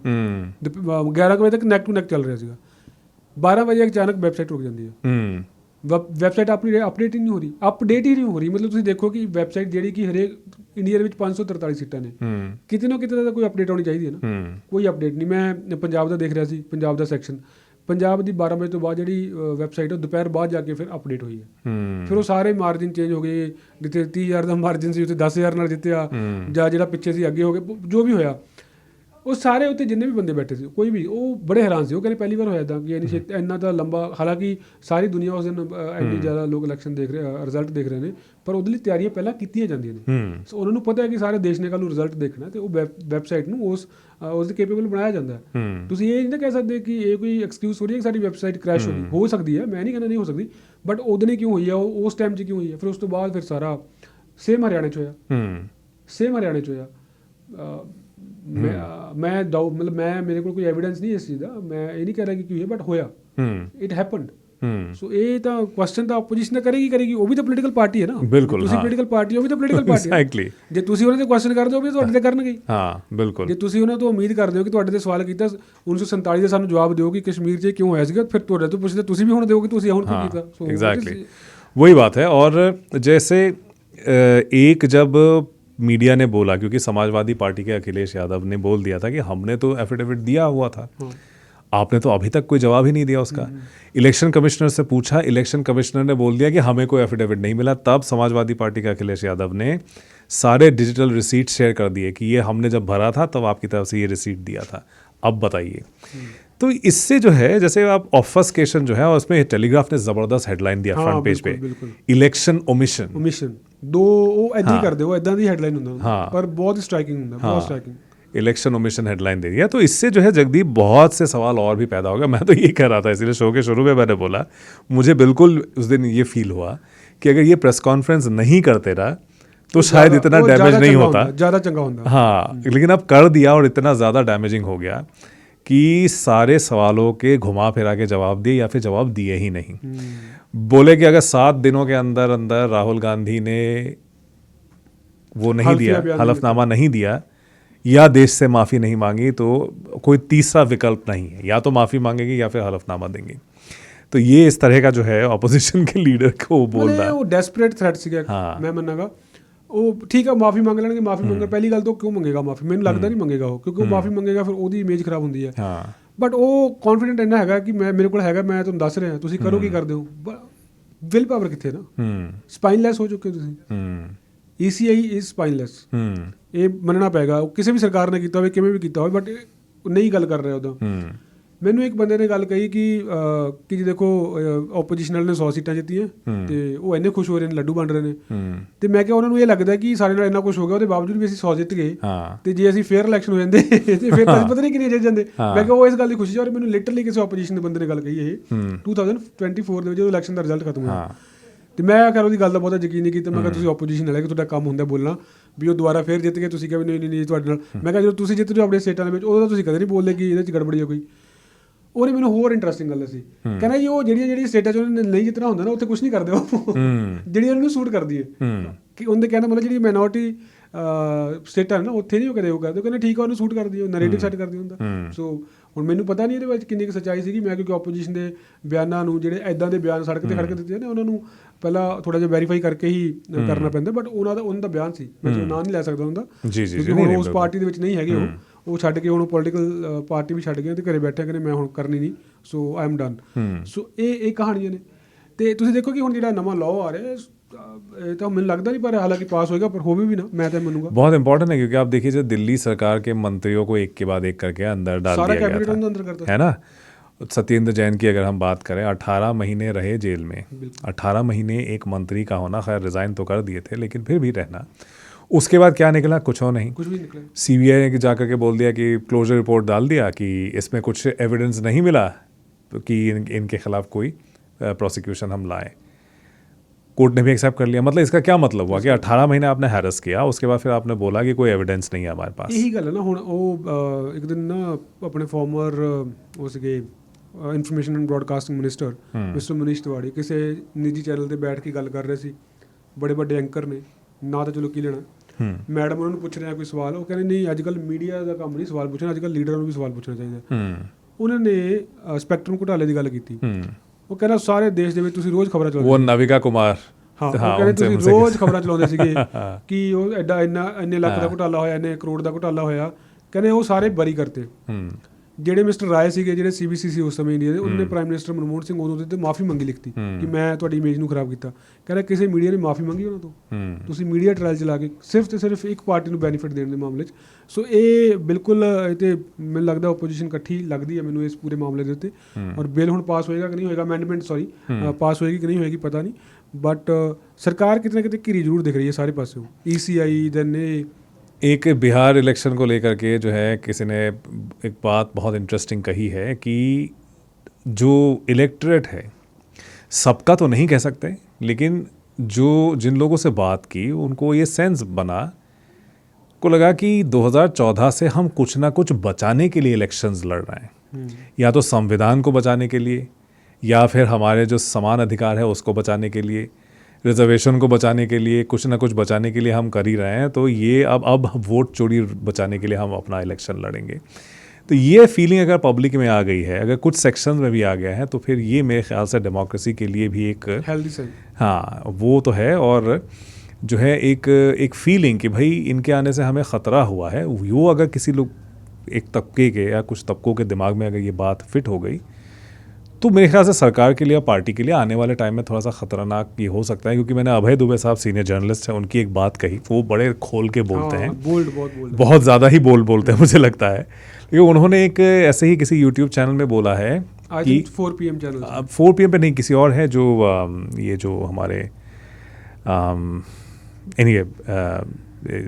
सिंह साहब हैं, क्या नाम है उनका, एनीवे उनके चैनल पे जाकर के बोले हैं। उन्होंने बोला कि देखिए सरकार को ये बात या पार्टी को ये बात समझ में आ गई है। उन्होंने कहा, दुबे साहब ने, कि इससे क्या होगा, उनको ये ख़तरा महसूस हो रहा है कि जिस दिन पावर से हटेंगे हमारे ख़िलाफ़ इतने केसेस होंगे, वो है कि मोदी जी की बाकी की ज़िंदगी अरेस्ट होने से बचने में शायद निकल जाए।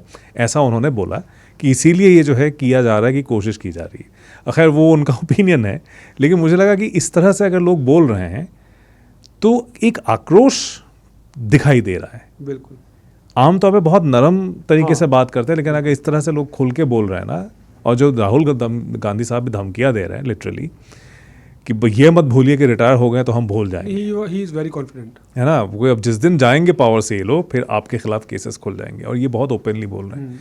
मुझे लगता है ये एक ख़राब इंस्टीट्यूशनल कल्चर की शुरुआत ना कर दे जगदीप, कि अब जो पावर में आएंगे बदला लेने के इरादे से आएंगे, या हम छोड़ेंगे नहीं, आप लोगों ने जो किया 11 साल से 12 साल से, वो गलत प्रेसिडेंट सेट हो रहे हैं। एक वो गलत, मुझे लगता है कि एक वो धारा शुरू हो जाए। कि मैं देख रहा था कि एक तो चलिए इलेक्शन कमीशन ने जो करना चाहिए था वो ये कि हम इंक्वायरी करेंगे, क्योंकि एफिडेविट अगर देना है हमने देना है, क्योंकि हमारे डेटा पे ये सवाल बना है। वो तो नहीं किया, इंक्वायरी की बात कर नहीं रहे, कह रहे हैं कि भाई 7 दिनों में हलफनामा दीजिए, नहीं तो आप माफ़ी मांगिए। ये डिफ्लेक्शन की बात है, क्योंकि कांग्रेस ने भी ये सवाल पूछा है कि जब हम इलेक्शन कमीशन से सवाल करते हैं तो बीजेपी प्रेस कॉन्फ्रेंस करके क्यों जवाब देती है। सवाल तो एक कॉन्स्टिट्यूशनल बॉडी से हमने किया है, तो इससे कुछ समझ में आता है। दूसरा ये मैं देख रहा हूँ कि कुछ जो सरकार के जो समर्थक है, बहुत एक्सट्रीम जो कुछ होता है ना, कि मतलब ये भक्ति के भी आगे जाकर जो है एक लॉयल्टी होती है, वो कुछ अजीब किस्म की बातें करने लगे हैं। कि कह रहे हैं कि देखिए ये जो हिंदू विरोधियों को पावर में आने से रोकने के लिए हर कोई तरकीब आजमानी चाहिए, और अगर कोई कर रहा है तो इसका तो है, हमारे जो शास्त्रों में भी ऐसा कुछ लिखा हुआ है, पढ़ने मैंने देखा नहीं, मैंने वो कभी सुना नहीं है, लेकिन इस किस्म की बातें करके भी इसको डिफेंड करने की कोशिश की जा रही है, जो कि अब देखा जाए तो अगर हम ढंग से देखें तो ये एक्सेप्टेंस हो जाता है, मतलब ऐसा कुछ किया रोकने के लिए।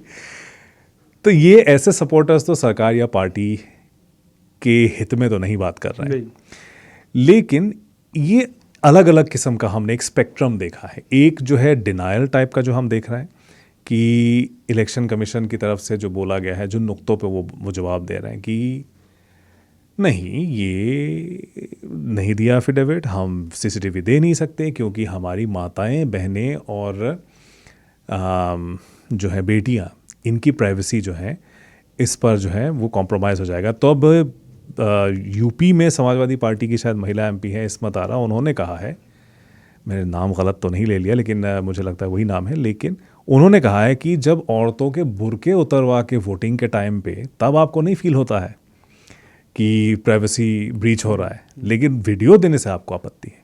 आप क्या सोचते हैं इस बारे में? बिल्कुल सही गल है। इलैक्शन ਪ੍ਰਾਈਵੇਸੀ ਪਹਿਲੀ ਗੱਲ ਤਾਂ ਮੈਂ ਤੁਹਾਨੂੰ ਦੱਸਿਆ ਜਿਹੜਾ ਕਿੱਥੋਂ ਤੱਕ ਫੋਟੋ ਖਿੱਚ ਸਕਦੇ ਹੋ, ਪ੍ਰਾਈਵੇਸੀ ਵਾਲੀ ਤਾਂ ਗੱਲ ਕੋਈ ਹੈ ਨਹੀਂ। ਇਹ ਤਾਂ ਗੱਲ ਨੂੰ ਉਲਟਾਉਣ ਵਾਲੀ ਗੱਲ ਲੱਗਦੀ ਹੈ ਮੈਨੂੰ। ਪ੍ਰਾਈਵੇਸੀ ਜਿਵੇਂ ਤੁਸੀਂ ਐਗਜ਼ੈਕਟਲੀ ਤੁਸੀਂ ਕੋਈ ਇਹੀ ਪ੍ਰਾਈਵੇਟ ਜਗ੍ਹਾ ਦੀ ਕੋਈ ਵੀਡੀਓ ਮੰਗੀ ਨਹੀਂ ਹੈ। ਹੁਣ ਜੇ ਮੈਂ ਗੱਲ ਕਹਾਂ ਕਿ ਜਿਹੜੀ FIR ਪ੍ਰਾਈਵੇਟ ਹੈ ਤਾਂ ਬੇਵਕੂਫੀ ਹੋ ਗਈ ਮੇਰੀ। FIR ਤਾਂ ਪਬਲਿਕ ਡਾਕੂਮੈਂਟ ਹੈ। ਸੋ ਪ੍ਰਾਈਵੇਸੀ ਵਾਲੀ ਕੀ ਮਤਲਬ ਮੈਨੂੰ ਨਹੀਂ, ਮੈਂ I did not get it. ਕਿਹੜੀ ਉਹਨਾਂ ਨੂੰ ਕਿਹੜੀ ਇਹੋ ਜਿਹੀ ਪ੍ਰਾਈਵੇਸੀ ਦਿਖੀ ਜਿਹੜੀ ਅਸੀਂ ਇੱਕ ਬੰਦਾ ਵੋਟ ਪਾ ਰਿਹਾ ਉਹਦੀ ਵੋਟ ਤੁਸੀਂ ਦਿਖਾਉਣੀ ਨਹੀਂ ਹੈ, ਠੀਕ ਹੈ। ਸੋ ਕਿ ਤੁਸੀਂ ਸਾਹਮਣੇ ਉਹਦੇ ਬਿਲਕੁਲ ਫੇਸ ਤੋਂ ਉਹਦਾ ਕੈਮਰਾ ਫੋਟੋ ਲੈ ਲਓ, ਤੇ ਉਹਦੇ ਵਿੱਚ ਕੀ ਦਿੱਕਤ ਹੈ? ਤੁਸੀਂ ਜਦੋਂ ਉਂਗਲੀ 'ਤੇ ਸਹਾਈ ਲਾ ਕੇ ਫੋਟੋ ਖਿੱਚ ਕੇ ਪਾਉਣੇ ਨੇ ਉਹ ਕੀ ਹੁੰਦਾ ਹੈ? ਉਹ ਪ੍ਰਾਈਵੇਸੀ ਨਹੀਂ ਲੀਕ ਹੁੰਦੀ ਉਦੋਂ। ਮਤਲਬ ਇਹ ਬਿਯੋਂਡ ਸਾਡੇ ਉਹ ਹੈ ਐਕਸਪਲੇਨੇਸ਼ਨ ਹੈ। ਦੂਸਰੀ ਗੱਲ ਤੁਸੀਂ ਕਹੀ ਕਿ ਜਿਹੜੀ ਪਾਰਟੀ ਦੇ ਕੁਛ ਅਜਿਹੇ ਬੰਦੇ ਨੇ ਜਿਹੜੇ ਕਿ ਸਪੋਰਟ ਕਰ ਰਹੇ ਨੇ ਪਾਰਟੀ ਦੀ, ਉਹਨਾਂ ਨੇ ਕਰਨਾ ਹੀ, ਉਹਨਾਂ ਦੀ ਮਜਬੂਰੀ ਹੈ। ਉਹ ਜੇ ਨਹੀਂ ਕਰਨਗੇ ਤਾਂ ਫਿਰ ਕੀ ਕਰਨਗੇ? ਪਹਿਲੀ ਗੱਲ ਤਾਂ ਇਹ ਹੈ, ਇਹ ਵੀ ਹੈ, ਇਹ ਬਾਤ ਵੀ ਸਹੀ ਹੈ। ਜੇ ਉਹ ਇਹ ਨਹੀਂ ਕਰਨਗੇ ਵਿਚਾਰੇ ਤਾਂ ਕੀ ਕਰਨਗੇ? ਉਹਨਾਂ ਨੇ ਹੁਣ ਕਿਸੇ ਨਾ ਕਿਸੇ ਤਰੀਕੇ ਆਪਣੇ ਆਪ ਨੂੰ ਜਸਟੀਫਾਈ ਤਾਂ ਕਰਨਾ ਕਿ ਅਸੀਂ ਸਪੋਰਟਰ ਸਭ ਤੋਂ ਵੱਡੇ ਆ। ਉਹ ਕਿਸੇ ਵੀ ਉਲ ਜਲੂਲ ਗੱਲ ਨੂੰ ਸਪੋਰਟ ਕਰਦੇ ਆ, ਉਹਨਾਂ ਦਾ ਕੰਮ ਹੈ ਇਹ। ਕੁਛ ਤਾਂ ਪੇਡ ਵੀ ਹੁੰਦੇ ਜਿਹੜੇ ਟਵੀਟ ਕਰਦੇ ਆ। ਮੈਂ ਤਾਂ ਇਹ ਵੀ ਸੁਣਿਆ ਕਿ ਇੱਕ IT ਸੈੱਲ ਹੈ ਜਿਹੜਾ ਪੇਡ ਟਵੀਟ ਵੀ ਕਰਵਾਉਂਦਾ। ਜੇ ਤੁਸੀਂ ਮੈਨੂੰ ਬੜਾ ਇੱਕ ਹੈਰਾਨੀ ਦੀ ਗੱਲ ਹੁੰਦੀ ਹੈ ਮਨੀ ਜੀ, ਇੱਕ ਜਦੋਂ ਕਿਸਾਨ ਅੰਦੋਲਨ ਚੱਲ ਰਿਹਾ ਸੀ ਤੇ ਇੱਕ ਪਲੇਅਰ ਨੇ ਟਵੀਟ ਕੀਤਾ, ਇੱਕ ਕ੍ਰਿਕਟ ਪਲੇਅਰ ਨੇ ਬਹੁਤ ਵੱਡੇ ਨੇ ਟਵੀਟ ਕੀਤਾ, ਫਿਰ ਇੱਕ ਬਾਲੀਵੁੱਡ ਦੇ ਐਕਟਰ ਨੇ ਸੇਮ ਟਵੀਟ ਕੀਤਾ, ਫਿਰ ਕਈਆਂ ਨੇ ਟਵੀਟ ਕੀਤਾ, ਮਤਲਬ ਕਈਆਂ ਦਾ ਪੋਸਟਾਂ ਪਾਈਆਂ, ਟਵੀਟ ਸੇਮ ਸੀਗਾ। ਉਦੋਂ ਟਵਿੱਟਰ ਹੁੰਦੀ ਸੀ, ਅੱਜ ਕੱਲ੍ਹ ਤਾਂ X ਹੋ ਗਈ। ਤੇ ਫਿਰ ਉਸ ਤੋਂ ਬਾਅਦ ਕਿਸੇ ਬੰਦੇ ਨੇ ਲਿਖਿਆ ਕਿ ਯਾਰ ਮੈਨੂੰ ਇੱਕ ਗੱਲ ਸਮਝ ਨਹੀਂ ਆਉਂਦੀ ਵੀ ਸਾਰਿਆਂ ਦਾ ਭਾਵਨਾਵਾਂ ਇੱਕੋ ਹੀ ਕਿਵੇਂ ਹੋ ਸਕਦੀ ਹੈ। ਕਹਿਣ ਦਾ ਮਤਲਬ ਕੋਈ ਨਾ ਕੋਈ ਤਾਂ ਫੀਡ ਕਰਦਾ ਤੁਹਾਨੂੰ ਨਾ। ਉਹ ਟਵੀਟ ਬਕਾਇਦਾ ਸਾਰੇ ਟਵੀਟ ਉਹਨੇ ਲਿਖ ਕੇ ਉਹਦੀ ਸਕਰੀਨਸ਼ਾਟ ਲਾ ਕੇ ਭੇਜੋ। ਉਹ ਕਹਿੰਦਾ ਬਾਕੀ ਸਾਰੀ ਗੱਲਾਂ ਠੀਕ ਨੇ, ਮੈਂ ਬਿਲਕੁਲ ਸਿੰਪਥੀ ਹੈ ਮੇਰੀ ਇਹ ਜਿਹੜੇ ਵਿਚਾਰੇ ਲੋਕ ਨੇ ਸਾਡੇ ਦੇਸ਼ ਵਾਸਤੇ ਸੋਚਦੇ ਨੇ, ਬਟ ਮੈਨੂੰ ਇਹ ਗੱਲ ਦੀ ਸਮਝ ਨਹੀਂ ਆਈ ਕਿ ਇਹਨਾਂ ਦੀ ਸਾਰਿਆਂ ਟਵੀਟ ਇੱਕੋ ਤਰ੍ਹਾਂ ਭਾਵਨਾਵਾਂ ਇੱਕ ਤਰ੍ਹਾਂ ਦੀ ਕਿੱਦਾਂ ਹੋ ਸਕਦੀ ਵੀ ਕੋਈ ਭਾਵਨਾ ਦੇ ਨਾਲ ਇਹਨਾਂ ਨੇ ਟਵੀਟ ਕੀਤਾ ਹੈ। ਸੋ ਦੀ ਪ੍ਰੋਬਲਮ ਇਜ਼ ਇਲੈਕਸ਼ਨ ਕਮਿਸ਼ਨ ਨੂੰ ਪ੍ਰੈਸ ਕਾਨਫਰੰਸ ਕਰਕੇ ਮੈਨੂੰ ਲੱਗਦਾ ਫਸ ਗਿਆ। ਉਹਨਾਂ ਨੂੰ ਹੁਣ ਕੋਈ ਜਵਾਬ ਨਹੀਂ ਆ ਰਿਹਾ। ਹੁਣ ਉਹ ਐਵੇਂ ਜਿਵੇਂ ਕਹਿੰਦੇ ਨਾ ਵਕਤੋਂ ਪੰਜਾਬੀ ਦੀ ਕਹਾਵਤ ਆ ਕਿ ਵਕਤੋਂ ਖੁੰਝੀ ਡੂਮਣੀਆਂ ਗਾਵੇ ਆਲ ਪਤਾਲ, ਉਹ ਹੁਣ ਆਲ ਪਤਾਲ ਗਾ ਰਹੇ ਨੇ। ਉਹਨੂੰ ਪਤਾ ਲੱਗ ਜਿਹੜਾ ਵੀ ਕਹਿਣਾ ਕੀ ਹੈ। ਹੁਣ ਕਦੇ ਕਹਿੰਦੇ ਸੀਕ੍ਰੇਸੀ ਲੀਕ ਹੋ ਰਹੀ ਹੈ, ਕਈ ਕਹਿੰਦੇ ਪ੍ਰਾਈਵੇਸੀ ਲੀਕ ਹੋ ਰਹੀ ਹੈ, ਸਾਡੇ ਕੋਲ CCTV ਫੁਟੇਜ ਨਹੀਂ ਹੈ। ਜੇ ਫੁਟੇਜ ਨਹੀਂ ਹੈ ਫਿਰ CCTV ਲਾਉਣ ਦਾ ਫਾਇਦਾ ਕੀ ਉੱਥੇ? ਹੁਣ ਕਹਿ ਰਹੇ ਨੇ ਸਾਡੇ ਕੈਮਰੇ ਖਰਾਬ ਨੇ। ਉਹ ਤਾਂ ਉਹੀ ਗੱਲ ਹੋ ਗਈ ਨਾ ਵੀ ਉਹ ਚੋਰ ਜਾ ਰਹੇ ਸੀ, ਚੋਰੀ ਕਰ ਗਏ, ਸਾਰੇ ਇਲਾਕੇ 'ਚ CCTV ਕੈਮਰੇ ਲੱਗੇ ਹੋਏ ਸੀ। ਜਦੋਂ ਪੁਲਿਸ ਨੇ ਚੈੱਕ ਕਰਨੇ ਸ਼ੁਰੂ ਕੀਤੇ, ਉਹ ਕਿਸੇ ਦਾ ਐਂਗਲ ਹੇਠਾਂ ਨੂੰ ਸੀਗਾ, ਕਿਸੇ ਦਾ ਉੱਪਰ ਨੂੰ ਸੀਗਾ, ਕੋਈ ਚੱਲਦਾ ਨਹੀਂ ਸੀਗਾ। ਉਹਦੇ ਲਾਉਣ ਦਾ ਫਾਇਦਾ ਕੀ ਹੈ ਫਿਰ ਜੇ ਚੱਲਦੀ ਨਹੀਂ ਤਾਂ? ਸੋ ਇਹ ਕਹਾਣੀ ਹੈ। ਮਤਲਬ ਇਹ ਮੈਨੂੰ ਲੱਗਦਾ ਕਿਤੇ ਨਾ ਕਿਤੇ ਡਾਇਵਰਜਨ ਹੈ, ਇੱਕ ਬਹੁਤ ਵੱਡੀ ਨੈਰੇਟਿਵ ਤਾਂ ਹੈਗਾ ਹੀ ਹੈਗਾ, ਡਾਇਵਰਜਨ ਹੈ। ਉਹ डाइवर्जन का हिस्सा एक लॉ हो सकता है जो लेके आ रहा है अमेंडमेंट। 2-3 कॉलर्स आए हैं, क्विकली हम सुन लेते हैं। भारत जी आए हैं। भारत जी सत श्री अकाल, नमस्कार। नमस्कार सर, आप दोनों में से कोई भी कभी बूथ पे बैठा है? वैसे मैं आपसे पूछना चाहता हूँ एक क्वेश्चन। बूथ पे या इंडिया के किसी बूथ पे, या उसको हैंडल किया होगा सुबह से लेकर शाम तक? आपने कभी मशीन चेक की है? मतलब दोनों ने? हाँ जी, दोनों बताइए। जब आप सुबह मशीन लेके जाते हो सबसे पहले क्या काम होता है चोन कमीशन का? चोन कमीशन का काम सबसे पहले मशीन चेक की जाती है। फिर उसके बाद उसके साथ कौन कितने बंदे होते हैं जो वहाँ पे बैठते हैं? उसके बाद 6 से 7 लोग होते हैं। तो कौन होते हैं 6 बंदे? आप सवाल पूछिए ना अपना, क्या पूछना है? मैं आपको बताता हूँ ना कि पोलिंग एजेंट 6 होते हैं या 5 होते हैं या 4, जितने बंदे खड़े होते हैं उनके कैंडिडेट के एक बंदा बैठा होता है। नंबर 1। जब वो चेक करते हैं 5 बंदों के, वहाँ पे उसको चेक किया जाता है। उसमें एक वोट डाल के दिखाई जाती है कि ये मशीन ठीक है कि नहीं है। उसको डिलीट करने के बाद जब 0 काउंटिंग होती है मशीन रख दी जाती है। उसके बाद उस पर सील लगती है। सील लगने के बाद वो ही 6 बंदे जो वहाँ पे बैठे होते हैं वो साइन करते हैं, बकायदा साइन करते हैं। भरत जी मैं ਤੁਹਾਡੇ ਵਾਸਤੇ ਟੋਕ ਕੇ ਗੱਲ ਦੱਸਦਾ। ਇੰਡੀਆ ਦੇ ਵਿੱਚ ਬਹੁਤ ਵਾਰੀ ਰੌਲਾ ਪੈ ਚੁੱਕਿਆ ਕਿ ਮਸ਼ੀਨਾਂ VOTING ਮੇਰੀ ਗੱਲ ਸੁਣ ਪਹਿਲਾਂ ਮੇਰੀ ਗੱਲ ਸੁਣ ਲਓ। ਮੈਂ ਤਾਂ ਬੂਥ ਤੇ ਇੰਚਾਰਜ ਰਿਹਾ, ਮੇਰੇ ਕੋਲ ਕੁਛ ਹੋਣਾ ਮੈਂ ਤੁਹਾਨੂੰ ਜਵਾਬ ਦੇਵਾਂਗਾ, ਚੋਣ ਕਮਿਸ਼ਨ ਦਾ ਵੀ ਜਵਾਬ ਦੇਵਾਂਗਾ। ਇੰਡੀਆ ਦੇ ਵਿੱਚ ਅੱਜ ਤੱਕ ਇਹਨੂੰ ਛੱਡ ਦਿਓ ਮੋਦੀ ਨੂੰ, ਇਸ ਤੋਂ ਪਹਿਲਾਂ ਜਿਹੜਾ ਵੀ ਚੋਣ ਕਮਿਸ਼ਨਰ ਬਣਿਆ ਉਹ ਕਿੰਨੇ ਚੁਣਿਆ? ਸਰਕਾਰੀ ਪ੍ਰਧਾਨ ਮੰਤਰੀ ਨੇ ਚੁਣਿਆ, ਓਨਲੀ ਹਾਂ, ਪ੍ਰਧਾਨ ਮੰਤਰੀ ਸਰਕਾਰ ਹੀ ਹੈ, ਪ੍ਰਧਾਨ ਮੰਤਰੀ ਦੀ ਸਰਕਾਰ ਹੈ। ਮਤਲਬ ਕਿ 70 ਸਾਲਾਂ ਦੇ ਵਿੱਚ 65 ਇਅਰਸ ਜਾਂ 55 ਇਅਰਸ ਪ੍ਰਧਾਨ ਮੰਤਰੀ ਕੱਲਾ ਚੁਣਦਾ ਸੀ, ਉਹਦੇ ਨਾਲ ਕੋਈ ਨਹੀਂ ਸੀ ਹੁੰਦਾ। ਇਹ ਰੂਲ ਹੈ, ਤੁਸੀਂ ਚੈੱਕ ਕਰ ਸਕਦੇ ਹੋ, ਠੀਕ ਹੈ। ਗੂਗਲ ਵੀ ਕਰ ਸਕਦੇ ਹੋ, ਠੀਕ ਹੈ। ਨੰਬਰ 2, ਜਦੋਂ ਵੀ ਹੁੰਦਾ ਵਾ ਏਜੰਟ ਜਦੋਂ ਕਲੀਅਰ ਕਰਦੇ ਆ ਨਾ, ਉਸ ਤੋਂ ਬਾਅਦ ਜਦੋਂ ਮਸ਼ੀਨ ਦੀ ਕਾਊਂਟਿੰਗ ਹੁੰਦੀ ਹੈ, ਉੱਥੇ ਉਹੀ 5 ਬੰਦੇ ਆਉਂਦੇ ਜਾਂ 4 ਬੰਦੇ ਆਉਂਦੇ ਜਿਹੜੇ ਉੱਥੇ ਕਾਊਂਟਿੰਗ ਦੇ ਹੁੰਦੇ ਨੇ। ਉਹਨਾਂ ਨੂੰ ਪੂਰੀ ਡਿਟੇਲ ਦਿੱਤੀ ਜਾਂਦੀ ਹੈ, ਤੁਹਾਡੀ ਸੀਲ ਪੱਟੀ ਜਾਂਦੀ ਹੈ ਤੇ ਉਹਦੇ ਉੱਤੇ ਸਾਈਨ ਹੁੰਦੇ ਆ ਬਕਾਇਦਾ। ਇਹ ਨਹੀਂ ਹੁੰਦਾ ਕਿ ਵੀ ਤੁਸੀਂ ਪਾਰਟ ਦੀ ਸੀਲ ਟੁੱਟ ਗਈ ਤੇ ਉਹ ਮਸ਼ੀਨ ਰਿਜੈਕਟ ਹੋ ਜਾਂਦੀ ਹੈ। ਰੂਲ ਹੈ ਜੀ। ਜਿਹੜੇ 6 ਬੰਦੇ ਬੈਠੇ, ਉਹ ਕਾਂਗਰਸ ਦਾ ਵੀ ਬੰਦਾ, ਅਕਾਲੀਆਂ ਦਾ ਵੀ ਬੰਦਾ, ਬੀਜੇਪੀ ਦਾ ਵੀ ਬੰਦਾ, ਉਹ ਸਮਾਜਵਾਦੀ ਪਾਰਟੀ ਦਾ ਵੀ ਬੰਦਾ ਵਾ। ਨਹੀਂ, ਹੁਣ ਤੁਹਾਡਾ ਸਵਾਲ ਕੀ ਹੈ ਨਾ, ਤੁਹਾਡਾ ਸਵਾਲ ਪੁੱਛੇ ਤੁਹਾਡੇ ਸਵਾਲ ਤੇ ਆਨਾ ਵਾ, ਮੈਂ ਪੂਰੀ ਮੈਨੇ ਜਦੋਂ ਚੋਣ ਕਮਿਸ਼ਨਰ ਗਿੱਲ ਬਣਿਆ, ਪੂਰੀ ਕਰਨ ਤੋਂ ਬਾਅਦ ਰਿਟਾਇਰ ਹੋਇਆ, ਉਸ ਤੋਂ ਬਾਅਦ ਰਾਜ ਸਭਾ 'ਚ ਬਣਿਆ, ਮਿਨਿਸਟਰ ਬਣਿਆ, सब कुछ बढ़िया, उधर किसी ने कोई प्रॉब्लम नहीं थी। नहीं भारत जी, वही ये व्हाट अबाउट रही है, सीरियसली यही तो मसला है, ये व्हाट अबाउट रही, सॉरी ये व्हाट अबाउट रही है। ਤੁਸੀਂ ਨਾ ਮੇਰੀ ਗੱਲ ਸੁਣੋ ਭਰਤ ਜੀ, ਜੋ ਵੀ ਚਲੋ ਮੈਂ ਭਰਤ ਜੀ ਹੈ ਹਾਂ ਨਾਮ। ਹਾਂ, ਸਮੱਸਿਆ ਇਹ ਹੁੰਦੀ ਹੈ ਕਿ ਸਾਨੂੰ ਲੱਗਦਾ ਕਿ ਜੇ ਪੁਰਾਣੇ ਗਲਤ ਸੀ ਅਸੀਂ ਵੀ ਗਲਤ ਹੋਈ, ਇਹ ਕੋਈ ਜਸਟੀਫਿਕੇਸ਼ਨ ਥੋੜੀ ਹੁੰਦੀ ਹੈ। ਪੁਰਾਣੇ ਚੋਰ ਸੀ ਅਸੀਂ ਵੀ ਚੋਰ ਆਏ ਤਾਂ ਕੋਈ ਜਸਟੀਫਿਕੇਸ਼ਨ, ਉਹਨਾਂ ਨੇ ਜੋ ਗਲਤ ਕੀਤਾ ਤਾਂ ਹੀ ਤਾਂ ਬਾਹਰ ਬੈਠੇ ਨੇ ਉਹ। ਜੇ ਕਿਸੇ ਨੇ ਗਲਤ ਕੀਤਾ ਪਹਿਲਾਂ ਉਹ ਤਾਂ ਬਾਹਰ ਬੈਠੇ ਨੇ, ਉਹਨਾਂ ਨੇ ਗਲਤ ਕੀਤਾ, ਅਸੀਂ ਹੋਰ ਵੀ ਗਲਤ ਕਰੀਏ ਤਾਂ ਦੇਸ਼ ਨੂੰ ਖਰਾਬ ਕਰਨ ਵਾਲਾ ਕੰਮ ਹੈ। ਮੈਨੂੰ ਤਾਂ ਲੱਗਦਾ ਮਨੀ ਜੀ, मतलब पापा मैं ही फेल नहीं हुआ, गुड्डू मुन्नी भी फेल हुए मेरे साथ, है ना। तो ये वही वाली बात हो गई। ਇਹ ਤਾਂ ਕੋਈ ਮਤਲਬ ਨਹੀਂ ਹੈ। ये ਗੱਲ ਮਨੀ ਜੀ, ਮੈਂ ਗੱਲ ਦੱਸਦਾ, ਜਿਹੜੇ ਇਲੈਕਸ਼ਨ ਏਜੰਟ ਦੀ ਗੱਲ ਕੀਤੀ ਹੈ, ਇੰਡੀਆ ਦੇ ਵਿੱਚ ਇੱਕ ਵਾਰ ਨਹੀਂ ਬਹੁਤ ਵਾਰ ਅਜਿਹਾ ਹੋਇਆ ਕਿ ਮਸ਼ੀਨਾਂ ਕਿਤੋਂ ਸੀਗੀਆਂ, ਕਿਤੋਂ ਫੜੀਆਂ ਗਈਆਂ, ਮਾਈਕ पे ਕਿਤੋਂ ਫੜੀਆਂ ਗਈਆਂ। ਇਹ ਬਹੁਤ ਵਾਰ ਹੋਇਆ, ਕਿਸੇ ਗੱਡੀਆਂ 'ਚੋਂ ਫੜੀਆਂ ਗਈਆਂ ਮਸ਼ੀਨਾਂ, ਇਲੈਕਟ੍ਰਿਕ ਵੋਟਿੰਗ मशीन। जी हरजीत जी है, बहुत ज़्यादा टाइम नहीं हमारे सेगमेंट में। हरजीत सिंह जी, नहीं बात यही है कि सवाल ऑपोजिशन ने पूछा है इलेक्शन कमीशन से, बीजेपी वाले जवाब देंगे, जवाब बीजेपी समर्थकों से आता है। एनीवे हरजीत सिंह जी, सत श्री अकाल। हाँ जी, देखो मनी जी तो दोनों सत श्री अकाल। देखो जो वोटा पैदियां वो तो लाइव टेलीकास्ट सारे नैशनल चैनल से चलती, वो प्राइवेसी कितने जाती है। दूसरी गल सारे ने बड़ी गल जी आप कहते भी वो देनी नहीं चाहते, जो सारे ने बड़ा सूत अपने को जो चंडीगढ़ की मेयर की इलैक्शन हुई, चोण कमिशन ने किसी के पैरों से पानी पाया तो कोर्ट ने CCTV कैमरे की फुटेज कभी उत्तों पता लग्या भी वो वोटां दे आप कांटे मार रहे थे। मतलब ये शरेआम आप ही फस गए, भी ਅਸੀਂ ਦੇ ਨਹੀਂ ਸਕਦੇ, ਉਹ ਕਿਹੜਾ ਕੋਈ ਚੇਂਜਿੰਗ ਰੂਮ ਦੀ ਹੈ ਉਹ। ਬਿਲਕੁਲ ਹਾਂਜੀ ਸਾਰੇ। ਬਾਕੀ ਇੱਕ ਮੇਰਾ ਹੋਰ ਕੁਐਸਚਨ ਹੈ, ਇਹ ਸਾਰੀ ਦੁਨੀਆ ਦੇ ਵਿੱਚ ਕੈਮਰੇ ਜਿਹੜੇ CCTV ਲਾਏ ਜਾਂਦੇ ਆ, ਉਹ ਇਸੇ ਲਈ ਲਾਏ ਜਾਂਦੇ ਆ ਜੇ ਕੋਈ ਮਤਲਬ ਕੋਈ ਗੜਬੜ ਹੋਊਗੀ, ਜੇ ਕਿਤੇ ਗੜਬੜ ਹੋਈ ਉਹਨਾਂ ਨੂੰ ਖੋਲ ਕੇ ਦੇਖਿਆ ਜਾ सके। जी थैंक यू हरजीत सिंह जी, मेरे पास बहुत ज़्यादा टाइम नहीं है, लेकिन बात यही है कि यहाँ पे सवाल प्रोसेस पे पूछा गया है कि कुछ लिस्ट में फिगर्स निकले हैं, उन लोगों ने कहा है कि ये फर्जी वोटर्स हैं। इसका एक सवाल का जवाब इलेक्शन कमीशन ने दिया कि जिनके घर नहीं होते उनका 0 दे दिया जाता है। फिर सवाल दूसरा पैदा हो गया कि 0 ये वाले क्या हैं। दूसरा, फादर्स नेम में ABCDELMNOPQ ये सब नाम क्यों आ रहा है। तो प्रोसेस पे सवाल उठाए गए हैं, इसका मतलब जी जो देखो सरकार जो मर्जी जवाब दे जाए इलेक्शन कमीशन ਤੁਸੀਂ ਜਰਨਲਿਸਟ 15-16 ਸਾਲ ਤੁਸੀਂ ਕੰਮ ਕਰਕੇ 16 ਸਾਲ ਮੈਂ ਕੰਮ ਕਰਕੇ ਆਇਆ ਜੀ ਹੋਰ ਵੀ ਸਾਡਾ ਦੇਸ਼ ਐਡਾ ਵੀ ਬੇਵਕੂਫ ਨਹੀਂ ਸੀਗਾ। ਮੈਂ ਮੰਨਦਾ, ਮੇਰਾ ਆਪਣਾ ਓਪੀਨੀਅਨ ਹੈ, ਕਿਸੇ ਦਾ ਹੋਰ ਹੋ ਸਕਦਾ। ਸਾਰਿਆਂ ਨੂੰ ਪਤਾ ਕੀ ਹੋ ਰਿਹਾ। ਆ ਜਿਹੜਾ 30 ਦਿਨ ਵਾਲਾ ਲਾਅ ਲੈ ਕੇ ਆਂਦਾ, ਹੁਣ ਕਿਹਦੀ ਮੈਨੂੰ ਕਦ ਵਾਸਤੇ ਲੈ ਕੇ ਆਂਦਾ ਜਾ ਰਿਹਾ, ਮੈਨੂੰ ਇਹਦਾ ਜੇ ਇਹਦਾ ਜਵਾਬ ਪੁੱਛਿਆ ਜਾਵੇ ਕਿਸ ਚੀਜ਼ ਲਈ ਲੈ ਕੇ ਆਂਦਾ ਜਾ ਰਿਹਾ। ਮੈਂ ਤੁਸੀਂ ਆਪੋਜੀਸ਼ਨ ਦੇ ਬੰਦੇ ਨੂੰ ਜਾ ਕੇ ਅੰਦਰ ਦੇ ਦਿਓ।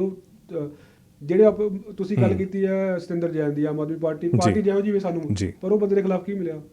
ਅਜੀਤ ਪਵਾਰ ਜਿਹੜਾ ਤੁਹਾਨੂੰ ਜੁਆਇਨ ਕਰ ਗਿਆ, ਤੁਸੀਂ ਉਹਦੇ ਖਿਲਾਫ ਕਲੋਜ਼ਰ ਰਿਪੋਰਟ ਫਾਈਲ ਕਰਤੀ, ਕਿਉਂ ਫਿਰ ਉਹਦੀ ਇਨਵੈਸਟੀਗੇਸ਼ਨ ਕਿੱਥੇ ਗਈ। ਸੋ ਇਹ ਹੁੰਦਾ ਹੀ ਹੈ, ਇਲੈਕਸ਼ਨ ਕਮਿਸ਼ਨ ਦਾ ਜਵਾਬ ਹੀ ਨਹੀਂ ਦੇ ਰਿਹਾ ਜੀ। ਹੁਣ ਆਪਣੇ ਕਾਲਰ ਐਸੇ ਨੇ ਕਿਹਾ ਕਿ ਜੀ CCTV ਕੈਮਰੇ ਲਾਏ ਕਾਹਦੇ ਵਾਸਤੇ, ਜੋ ਫੁਟੇਜ ਨਹੀਂ ਦੇਣੀ, ਜੇ ਪ੍ਰਾइवेसी लीक होगी बढ़ाओ ही ना फिर उन्हें। जी बहुत शुक्रिया जगदीप, बहुत मेरे ख्याल से बहुत अहम आपकी हमारी बात हो गई। हमारे कॉलर साहब, हालांकि 2 कॉलर्स हम ले पाए, बहुत सबका तो नहीं ले पाए, लेकिन बहुत शुक्रिया, बहुत मज़ा आया।